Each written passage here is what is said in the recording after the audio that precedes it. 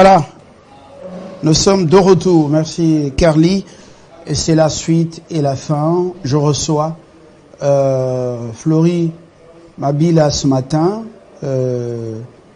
comme le seul invité de ce matin. Monsieur Florie, bonjour. Bonjour. Vous êtes le secrétaire général de l'Institut de travail social. Oui, Institut supérieur de travail social, exactement. C'est l'unique établissement qui était opérationnel dans le cadre d'un partenariat avec le ministère des Affaires sociales. Des Affaires sociales, Action humanitaire et que sais-je encore. Vous venez d'être mis dehors. Oui. Le spectacle hier était désolant. Oui. Les affaires au profit, au détriment de l'école, au détriment de l'éducation. Avec Carly, on pourra voir à quoi ça ressemblait, cette démolition et autres. Tous les plaidoyers que vous avez faits, personne n'a écouté. Les enfants sont sacrifiés. Et vous nous dites d'abord qui est-ce que vous formez et depuis combien de temps dans cette école? Merci beaucoup, monsieur le journaliste. C'est depuis 1996 que nous formons les assistants sociaux, les éducateurs spécialisés et les logopèdes. En dehors de cette formation, nous formons les logopèdes. Logopèdes, oui. Ceux qui sont les spécialistes dans la rééducation des langages. Et en dehors de ça, nous dire les acteurs, comment on appelle, les formateurs sociaux. Oui. En dehors de ces trois catégories des acteurs, et nous avons les centres de sauvetage de Kinshasa, qui est une alternance à l'emprisonnement des enfants, c'est-à-dire nous accompagnons les enfants qui sont en conflit avec la loi et qui sont hébergés dans cet institut comme les centres d'application de la formation. Depuis 1980. 96. Ah voilà, 96. Ouais. En quoi consistait votre partenariat public-privé avec le ministère des Affaires sociales? Notre partenariat consistait en ceci. Nous sommes rapprochés des ministères pour faire ce qu'on appelle le contrat privé-public. Tel que nous a été demandé par nos partenaires qui nous ont demandé de mettre sur pied cette formation en République du Congo parce qu'en Afrique centrale, il n'existait pas une école de formation de travailleurs sociaux. Il nous a été recommandé et quand nous sommes arrivés à Kinshasa, il nous a été demandé d'aller pour le ministère pour signer ce partenariat. Dans ce partenariat, il nous a été demandé de développer des projets de formation de ces trois catégories des acteurs, c'est-à-dire les assistants sociaux, les éducateurs spécialisés et les logopèdes. Et un deuxième projet qui était une alternance à l'emprisonnement des enfants, c'est-à-dire un centre qui prenait en charge les enfants qui étaient en conflit avec la loi ou qui étaient en contact avec la justice devaient être accompagnés dans ces centres-là parce que les centres de l'État n'existent plus. Alors ces centres-là jouaient un rôle généralement les enfants qui étaient amenés en justice pour avoir commis les actes qualifiés d'infraction par certains manquements. Ouais. Ces enfants, au lieu qu'ils purgent leur peine en prison, et ils devaient être versés directement ou envoyés dans votre centre pour une formation, un encadrement. Oui, pour la récupération de cet enfant-là. Cela veut dire qu'un enfant, au moment où la loi n'admet pas que l'enfant soit en prison. Mais alors, par des raisons, de circonstances, il y a des faits que les enfants peuvent aller, mais il y a une alternance. L'État avait des centres. Il y avait les centres de Madimba et de Mbenteke, où on a mené tous ces enfants-là pour leur récupération. Et maintenant que tous ces centres-là sont en faillite, c'est l'unique alternance à l'approvisionnement, c'était ce centre de CESCA qui était un lieu de pratique pour l'Institut des travailleurs sociaux. Alors, ces enfants n'étaient pas suivis seulement de plus près, mais aussi à travers un internat. Oui. Ils étaient au nombre de combien? La capacité de 60 enfants. Oui. Mais il y a un mouvement des entrées et des sorties. Parce que chaque fois qu'un enfant arrive à terme, par exemple, il a été récupéré et que la mesure a été révisée par le tribunal pour enfants, l'enfant devait être remis en famille ou remis dans une autonomisation, c'est-à-dire dans une activité professionnelle. Et le partenariat a fait son chemin. Et comment vous êtes arrivé à ce spectacle? Franchement, la démolition, la destruction de l'école et maintenant c'est l'érection des magasins par les étrangers. C'est déplorable, c'est pas quoi dire. C'est depuis le 10 juin. Ça c'est quoi? C'est les biens du centre? Ouais. Oui, ça c'est nos bureaux qui sont en train d'être... On casse les choses sont à l'intérieur. Quand on démolit là, les biens sont à l'intérieur. C'est depuis le 10 qu'on nous a mis à la porte, sans aucune décision du tribunal, sans être invité par le tribunal, en pleine session. Sans être dédommagé. Il n'y avait rien, sans être invité par le tribunal, parce qu'un décaissement ne doit pas être fait que par décision du tribunal. Jamais il y a une décision du tribunal. On n'a jamais été invité par le parquet général de la Gombe, mais nous sommes vus à l'extérieur. Hier, à encore une autre surprise, j'étais en plein culte, que j'ai été appelé. Mais quand j'ai eu les... Ça, c'est l'école qu'on est en train de détruire. Oui, oui. Si. Et ce sont les biens qui sont jetés et personne n'était là. On est arrivé en retard. Ce sont les magasins en construction pour Libanais ou Indiens? Je ne connais pas pratiquement ces Libanais ou Indiens, mais c'est pour les étrangers. Parce que le nouvel acquéreur, je ne sais pas, ou qui locataire, il vous a dit, lui, pas de problème, lui a versé déjà l'argent qu'on demande au ministre. Il a déjà donné l'argent pour la construction d'un autre centre plus développé, semble-t-il. C'était dit ainsi. Ça, nous avons suivi les rumeurs. Il n'y a aucun document. On n'a jamais vu un document par rapport à ça.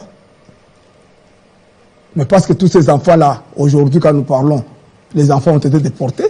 Nous ne savons pas où ils sont. Celles qui étaient engrossées avec les garçons, là où ils sont, nous ne connaissons rien. De tout ça, on ne connaît rien. Où est le nouveau centre? On ne le voit pas. Mais maintenant, c'est l'école qu'on est en train de détruire avec tous les biens. Vous êtes autorisé quand même à y passer, à récupérer les biens du bureau et de l'école? Hier, on était obligé d'y arriver parce qu'on ne pouvait pas laisser les histoires comme ça. Il fallait attendre qu'on fasse le constat. On a trouvé, l'avocat est venu. Ça, c'est vraiment les images prises avec le téléphone par un amateur. Oui. Pour justement que vous fassiez une idée nette. Et quand vous avez demandé au ministère, qu'est-ce qu'on vous a dit? On vous délocalise où? Il n'a jamais dit ça, monsieur le journaliste. C'est le verbe qui est utilisé, mais on n'a jamais vu ni un document, ni une personne qui vient nous proposer qu'il y a une délocalisation. Mais le vocabulaire est celui-là. En réalité, on n'a jamais vu personne. Mais ce qu'on a vécu hier, je ne sais pas si c'est ça la délocalisation. Vous dites que là, c'est déjà les constructions de l'étranger qui ont commencé? Oui. On a détolé oui, on est en train de détoler l'école, oui. Ouais. C'est dans quelle commune? En Ngaliema. C'est le centre de promotion Ngaliema 1. Alors, vous dites que vous êtes l'unique formation qui produit pour la Société des travailleurs sociaux. Est-ce que le centre de Kalembele, mais de l'avenue Kalembele, mais il ne forme pas les travailleurs sociaux? Merci beaucoup. Quand nous parlons que nous sommes uniques, c'est nous-mêmes qui sommes à la base de la création de l'Institut national pour le travail social de l'État. Mais là-bas, il n'y a que l'assistance sociale. Il n'y a pas l'éducation spécialisée, il n'y a pas le logopède. C'est ça la différence.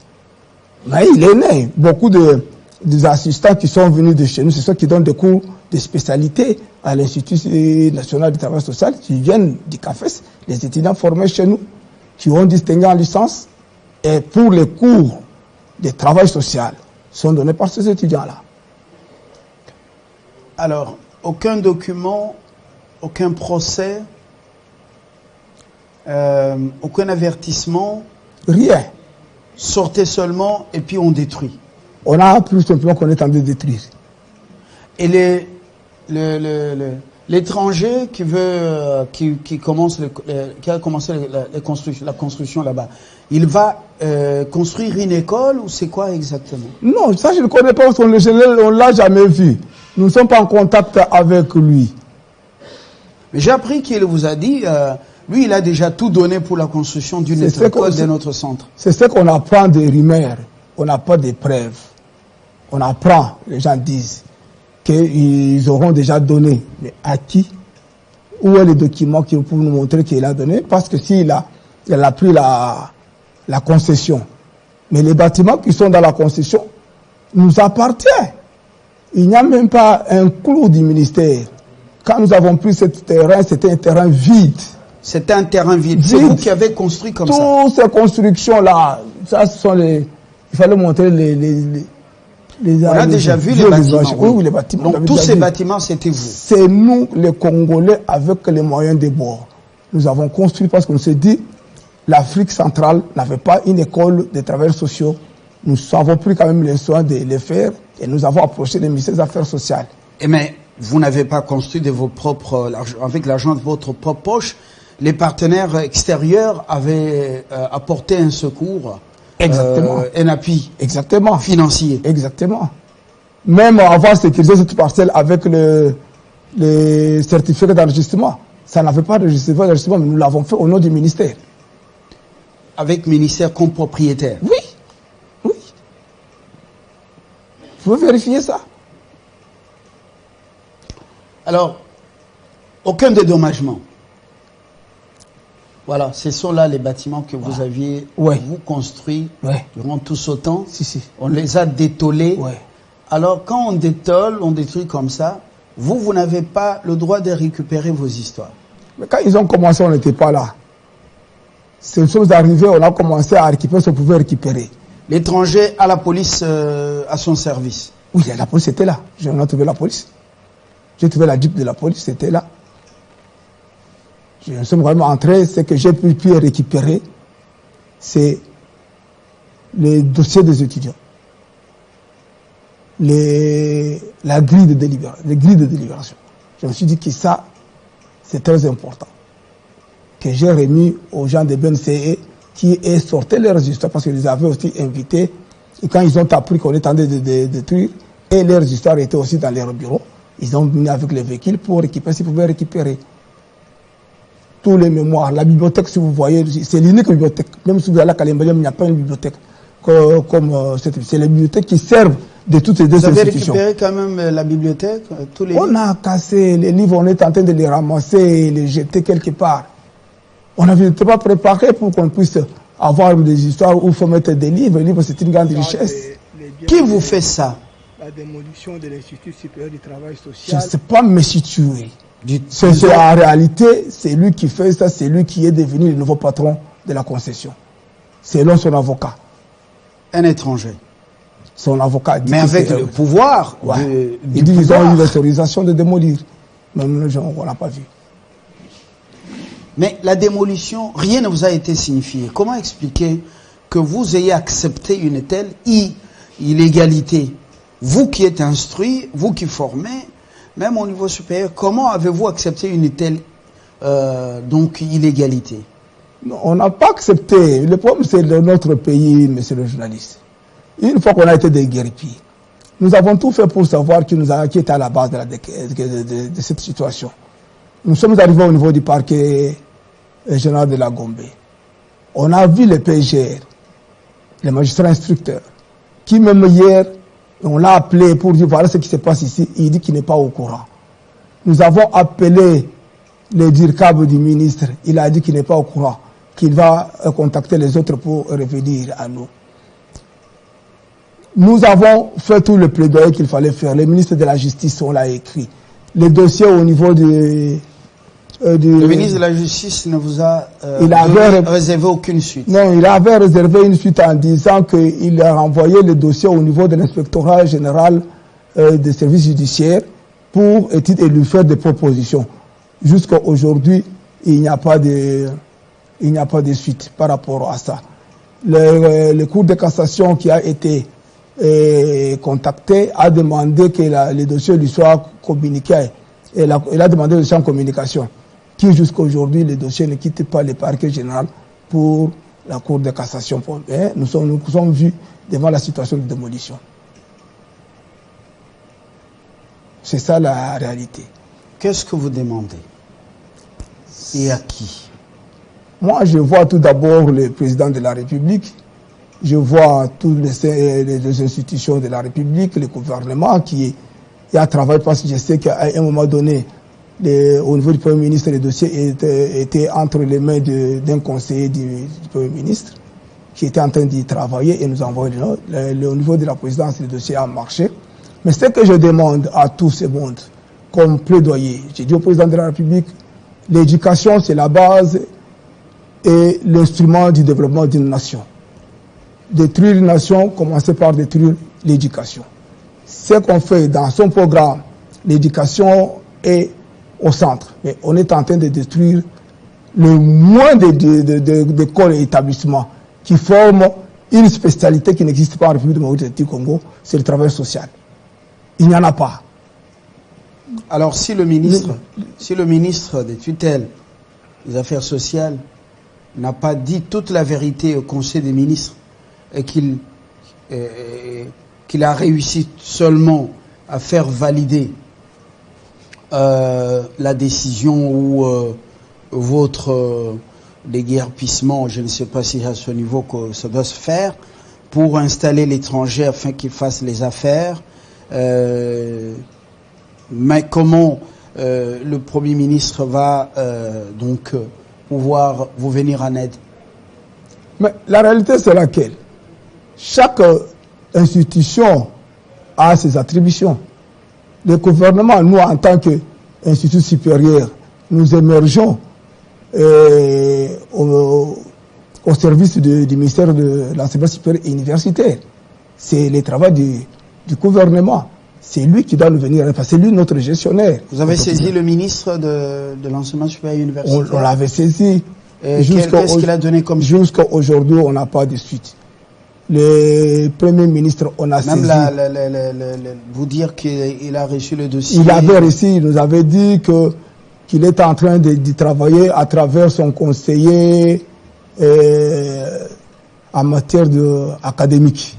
Qui nous avait promis que non, il est en train d'y travailler, mais jusqu'à aujourd'hui, on n'a pas une suite.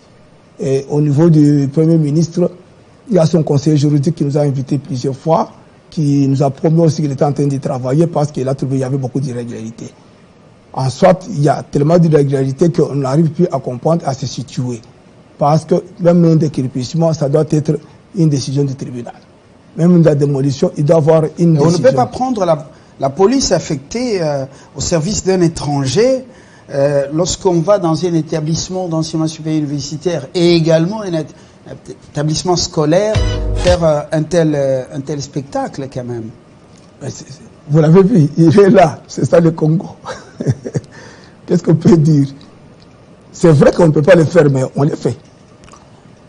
Et voilà, vous avez suivi vous-même, on nous apprend aussi que les occupants de tous les bâtiments de l'Institut national géographie, l'Institut géographique national sont déjà préavisés, qui doivent quitter au profit, d'un étranger qui doit construire là-bas. C'est pas pour combien d'années il va jouir de ses droits.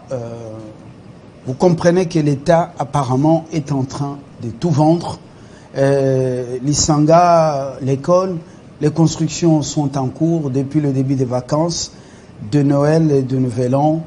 Alors, on ne comprend plus le spectacle à Kinshasa. Où allons-nous? C'est la grande question.